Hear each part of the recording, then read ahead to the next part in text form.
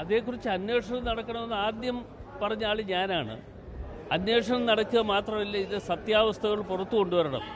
ആ ഉണ്ണികൃഷ്ണൻ പോറ്റിയെ സംബന്ധിച്ചിടത്തോളം അദ്ദേഹം എൻ്റെ നിയോജകമണ്ഡലത്തിൽപ്പെട്ട ആളാണ്. അപ്പോൾ എൻ്റെ നിയോജകമണ്ഡലത്തിൽപ്പെട്ട ആളെന്നുള്ള നിലയിൽ പല പ്രാവശ്യം അദ്ദേഹം അവിടെ വരുമ്പോഴൊക്കെ കാണാറുണ്ട്, എന്നെയും കാണാറുണ്ട്.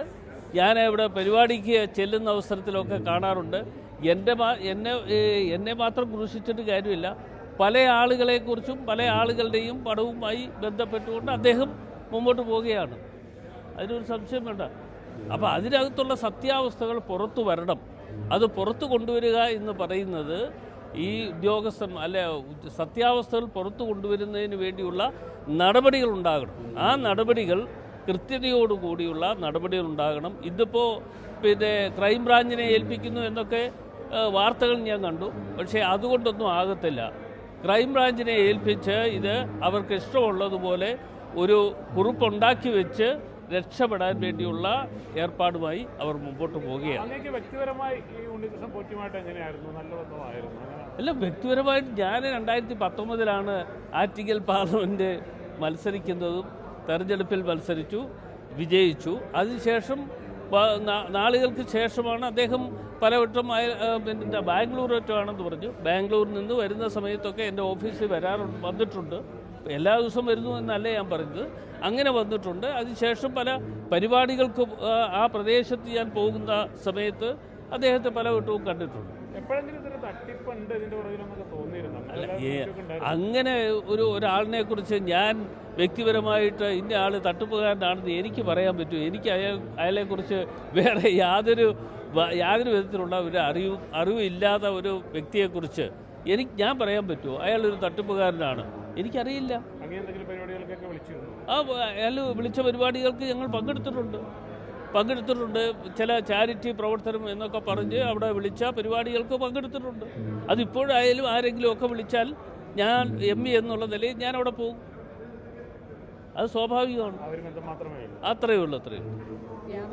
എന്തായാലും ഒരു കാര്യം ഞാൻ വീണ്ടും ആവർത്തിച്ച് പറയുന്നു, ഇതേക്കുറിച്ച് നല്ല ഒരു അന്വേഷണം നടക്കണം. ഞാൻ ആവശ്യപ്പെട്ടത് CBIയുടെ അന്വേഷണം തന്നെ ആയിരിക്കണമെന്ന് പറഞ്ഞു. എങ്കിലും അത് പാർട്ടിയുടെ ഒരു തീരുമാനം എന്നുള്ള നിലയിൽ പാർട്ടി പറയുന്ന അനുസരിച്ച് ഏത് തീരുമാനം എടുത്താലും അതിനെ സഹകരിക്കും. അവർ അന്വേഷിക്കട്ടെ, എന്നെക്കുറിച്ചുകൂടെ അന്വേഷിക്കട്ടെ, നല്ലതല്ലേ? എനിക്ക് ബന്ധമുണ്ടോ ഇല്ലയോ എന്നതിനെക്കുറിച്ചും, അല്ലെങ്കിൽ എൻ്റെ കൈവശം വല്ലതും കൊണ്ട് തന്നിട്ടുണ്ടോ എന്നതിനെക്കുറിച്ചും ഒക്കെ അന്വേഷിക്കട്ടെ. നല്ല കാര്യമോ? അതൊന്നും എനിക്കറിയില്ല. അയാളുടെ പണപ്പിരിവോ അയാളുടെ സമ്പത്തിൻ്റെ സ്രോതസ്സിനെ കുറിച്ചോ ഒന്നും എന്നെ സംബന്ധിച്ചിടത്തോളം എനിക്ക് യാതൊന്നും അറിയില്ല. ആകെ അറിയാവുന്നത് ഇയാൾ കിളിമാനൂർ ഭാഗത്തുള്ള ഒരു താമസക്കാരനാണ് എന്ന് മാത്രമുള്ള അറിവ് മാത്രമാണ് എനിക്കുള്ളത്.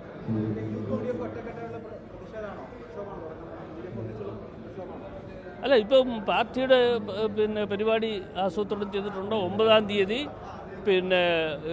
ഇവിടെ പത്തനംതിട്ടയിൽ വെച്ചിട്ടുണ്ട്. അതിനുശേഷം UDF എന്ത് ചെയ്യണമെന്നതിനെക്കുറിച്ച് ഞങ്ങളൊന്ന് കൂട്ടായി ആലോചിച്ചുകൊണ്ട് തീരുമാനമെടുക്കും.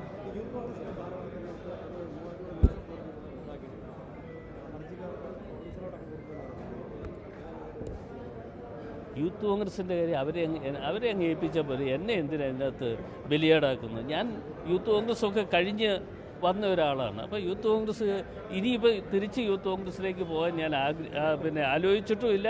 ആഗ്രഹിച്ചാൽ ഇനിയൊട്ടും നടക്കത്തുമില്ല. അതൊക്കെ അവരെ അങ്ങ് ഏൽപ്പിക്കും. അത് തീർച്ചയായിട്ടും കോൺഗ്രസിൻ്റെ യുവജന സംഘടന എന്നുള്ള നിലയിൽ ഞങ്ങൾ യൂത്ത് കോൺഗ്രസിനെ ശക്തമാക്കി കൊണ്ടുവരാൻ വേണ്ടി ഞങ്ങളുടെ എല്ലാ സപ്പോർട്ടും കൊടുക്കും. അതൊക്കെ ഞങ്ങളുടെ പാർട്ടിക്കകത്തുള്ള പ്രശ്നങ്ങളില്ല. അതൊക്കെ ഞങ്ങൾ വേഗത്തിൽ പരിഹരിച്ചു പോകുമ്പോൾ നിങ്ങൾ അന്നേരം ഈ ചോദ്യം അന്നേരം ചോദിക്കണം. ഇപ്പം ചോദിച്ച ചോദ്യം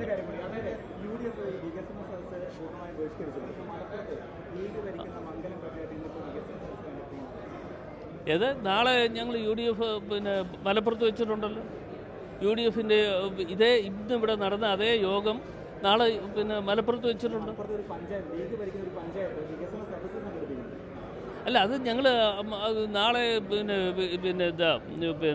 കുഞ്ഞാലിക്കുട്ടി അടക്കമുള്ള ആളുകൾ നാളെ പങ്കെടുക്കുന്നുണ്ട്. ആ യോഗത്തിൽ വെച്ച് ഞങ്ങൾ എന്താണെന്ന് വെച്ചാൽ ആലോചിക്കും. അത്രയേ ഉള്ളൂ.